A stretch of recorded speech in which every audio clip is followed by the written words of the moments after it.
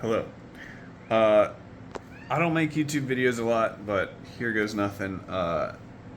Almost like a life update, but more like I don't know. I need something to talk to you, so guess what? It's this camera, and if I know it's getting uploaded to YouTube, then somehow it's more impactful for me. It's more like I'm talking to a person if I know that it will reach a person. So this is a little bit like writing out an email that's far too long. Um, so anyway, I have learned a few things over the last few days. One of them is that I got them ears, dude. I got a haircut recently, and you can't tell on this lens because it's wide angle, and it's sort of my ears are further back than my face, so it kind of shrinks them behind space and time. But I got them thanks. When I'm in front of a mirror, it's like that. Uh, but it's always been like that. I have learned to live with it.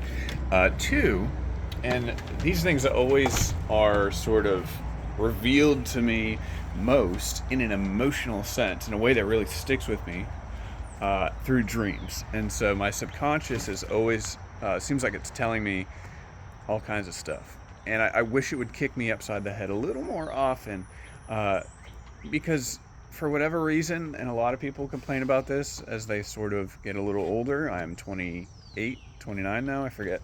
28. Um,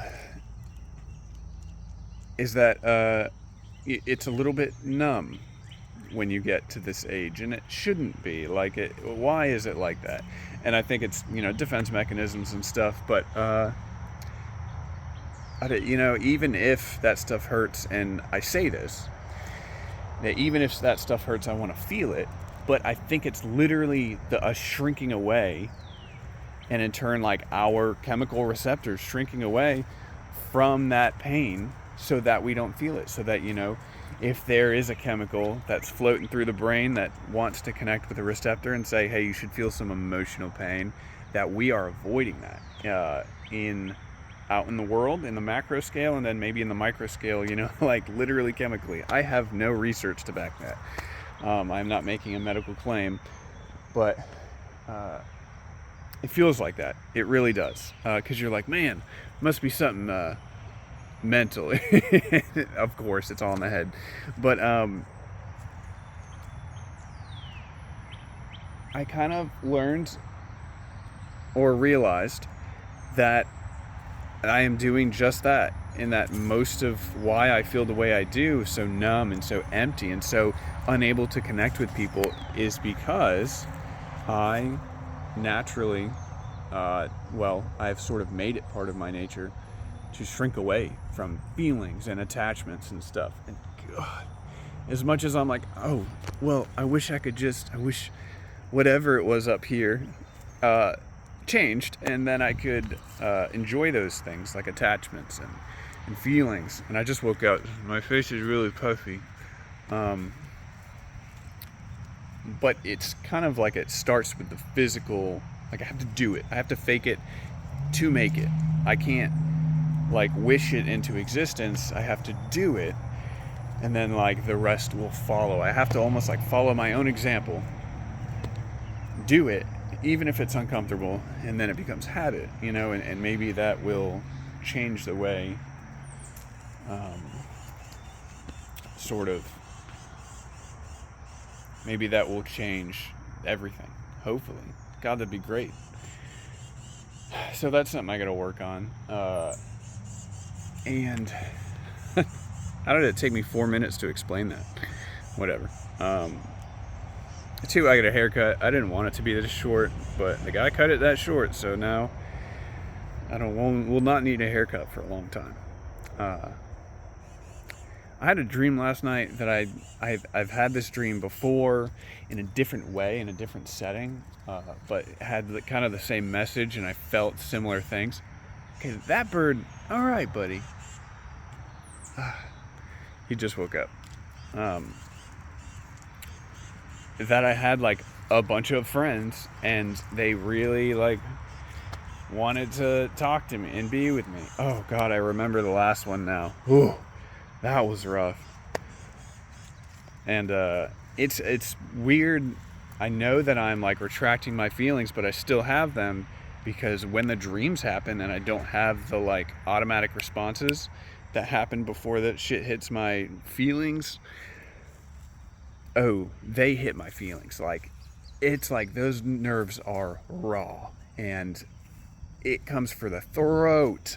So I mean, I'll wake up just sad out of my mind in ways that like I haven't been sad, because I guess I literally retract from a situation before it affects me emotionally.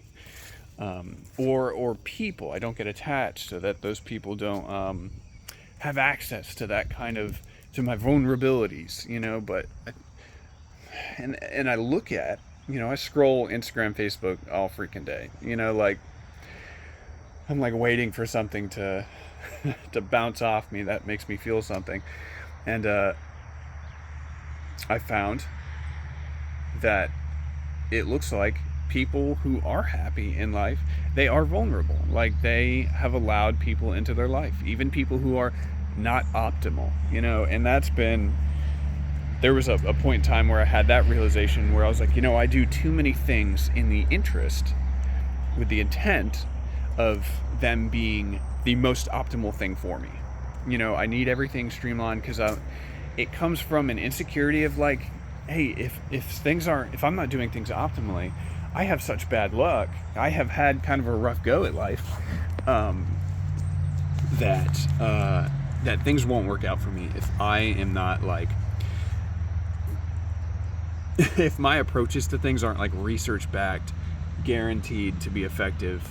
And so that has accidentally trampled over my social life in a lot of ways. There are so many things that have reinforced that.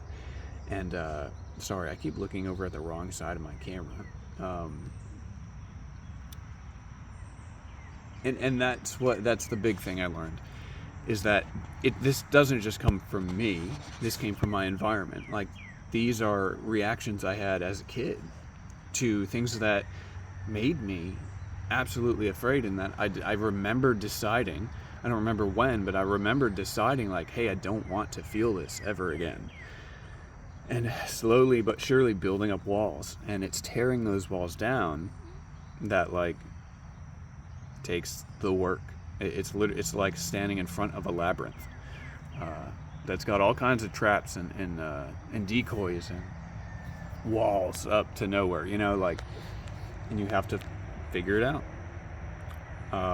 And I guess I'm gonna start trying to better figure it out. Like, one of the things, and this is bonus content right here. If you've watched this far, you deserve it. I realize I don't show emotion in my face very much. Like, on camera I do because I'm looking at my face. But even then, I don't, like, I'm like that. I just sort of am like deadpan. It's not even a resting bitch face. It's just the lack of emotion.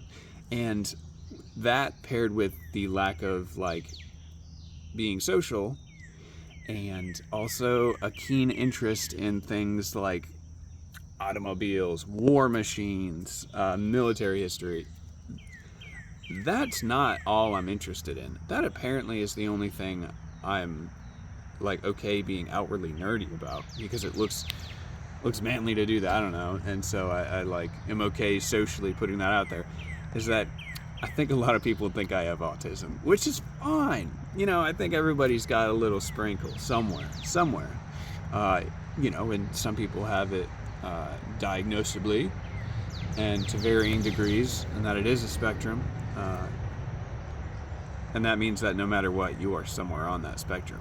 Even, you know, you might be on the lowest end, but that is the nature of a spectrum, is that you don't just get to not be on it. But yeah, and so I was like, oh, this is maybe why people don't even approach me, or maybe my radar's not even on to detect when people are trying to be my friend.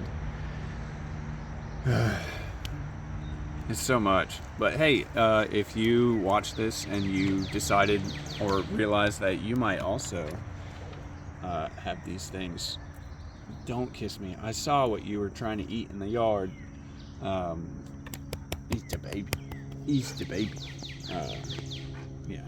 Coco says maybe you can learn something about yourself as well. Is that right? Isn't that right?